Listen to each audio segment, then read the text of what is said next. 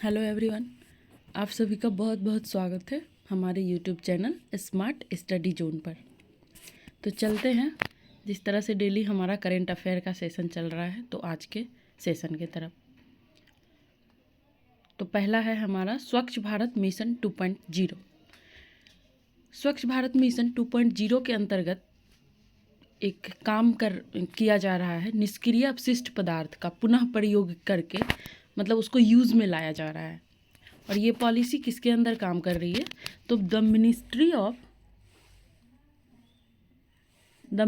Of road transport and highway, इधर highway लिखा हुआ है, के तहत ये काम कर रही है।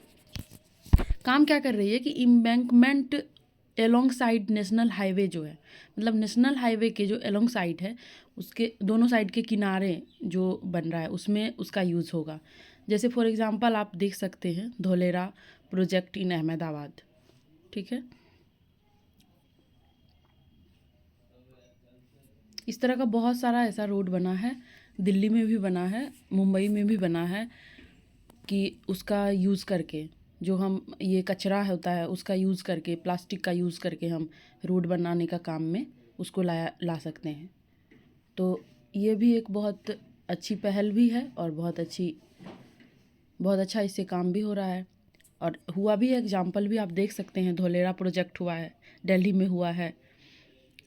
और स्वच्छ भारत आप लोग को पता ही होगा कि 2014 में इसको लॉन्च किया गया था ऑन अक्टूबर 2, गांधी जयंती के शुभ अवसर पर इसको लाया गया था। कब लाया गया था? 2014 में, ठीक है। और 2.0 जो है वो 2021 में आया है, ठीक है। और इसका नेक्स्ट 5 ईयर तक इसका प्लान है, ठीक है, कि इसका मिशन है कि गार्बेज फ्री सिटीज़, मतलब कि कचरा मुक्त शहर बनाने का इसका एम है और उसको पूरा किया जाएगा अगले 5 साल तक में, ठीक है। नेक्स्ट है हमारा गुजरात भारत की पेट्रो राजधानी के रूप में उभर रही है, ठीक है। गुजरात जो है भारत की पेट्रो राजधानी के रूप में उभर रही है। ये क्यों उभर रही है, इसका कारण क्या है? तो आप देख सकते हैं इसका कारण जो है वो ये है कि world largest grass root oil refinery in Jamnagar, Gujarat के जामनगर में सबसे बड़ा world largest grass root oil refinery है, ठीक है। ओपेल पेट्रोकेमिकल कॉम्प्लेक्स एक्ट दहेज, ठीक है, गुजरात के दहेज में ये है, OPL है। और world largest grass root oil refinery जो है वो कहाँ है? तो जामनगर में है, ठीक है। तो इस वजह से भारत की जो पेट्रो राजधानी है, पेट्रोकेमिकल है, वो गुजरात बन के उभर रही है, ठीक है। नेक्स्ट भी गुजरात के ही कंस्टेंट में एक न्यूज़ है कि submarine tourism in Dwarka, Gujarat Dwarka में सबमरीन टूरिज्म को बढ़ावा दिया गया है। मतलब कि एक तरह से सबमरीन, समुद्र के अंदर जो टूरिज्म होता है, तो a small island of the coast of Dwarka city, ठीक है। ये भी हमारा इम्पोर्टेंट है। और ये जो चल रहा है the tourism facility before Diwali 2024, इस बार का जो 2024 का जो दीपावली आने वाला है, ठीक है, उससे पहले जो सबमरीन टूरिज्म है इसमें सारी फैसिलिटी दे दी जाएगी।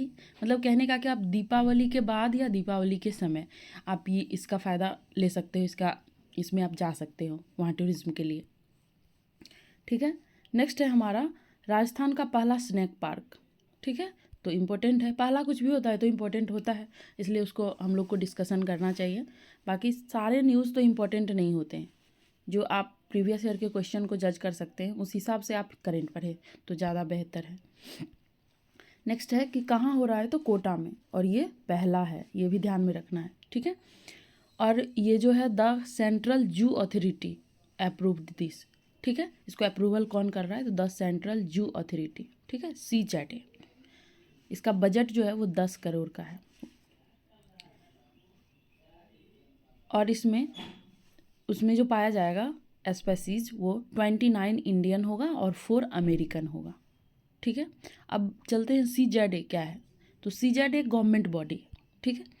CJAT के बारे में हमें थोड़ा पता होना चाहिए। CJAT एक गवर्नमेंट बॉडी है जो मिनिस्ट्री ऑफ इन्वायरमेंट, ENV का मतलब इन्वायरमेंट हुआ, फॉरेस्ट एंड क्लाइमेट चेंज, के लिए काम करती है। ठीक है, इसका फॉर्मेशन जो हुआ है ये 1992 में हुआ है। ठीक है, इसके अंदर ये काम करती है और इसका फॉर्मेशन कब हुआ है? 1992 में हुआ है।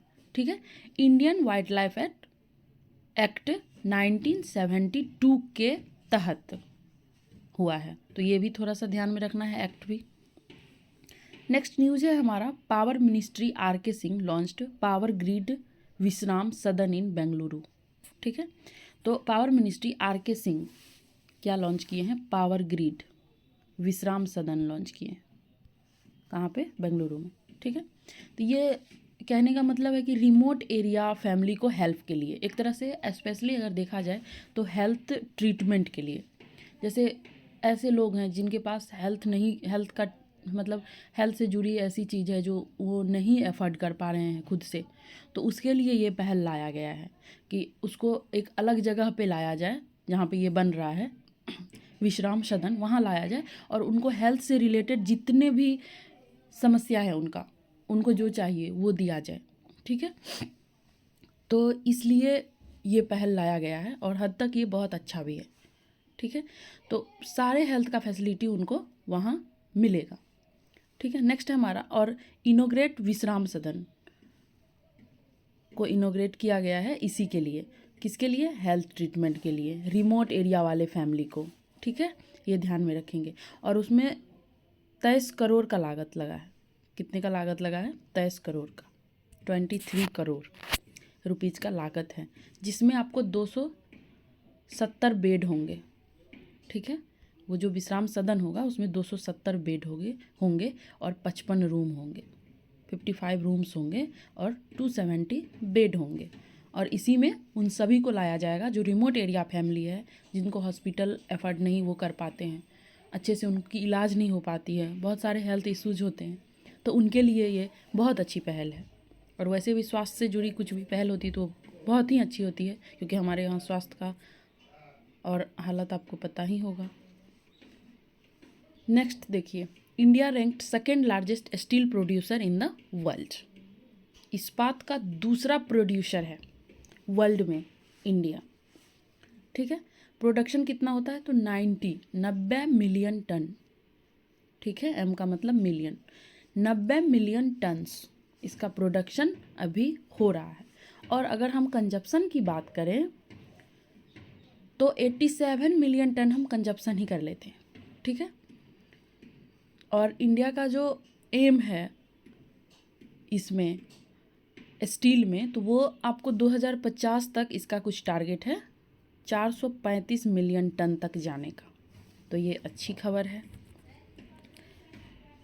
और आप लोग को याद भी होना चाहिए स्टील में सारे मतलब जितने भी होते हैं उसमें सारे में याद होना चाहिए कि इंडिया का क्या रैंक है, इंडिया में कितना प्रोडक्शन होता है, कितना हम कंजप्शन करते हैं, ये सारा पता होना चाहिए, क्योंकि ये एग्ज़ाम के पॉइंट ऑफ व्यू से इम्पोर्टेंट है।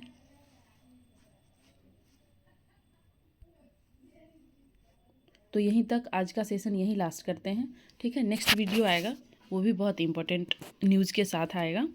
तब तक आप लोग इसको देखें। Thank you for watching.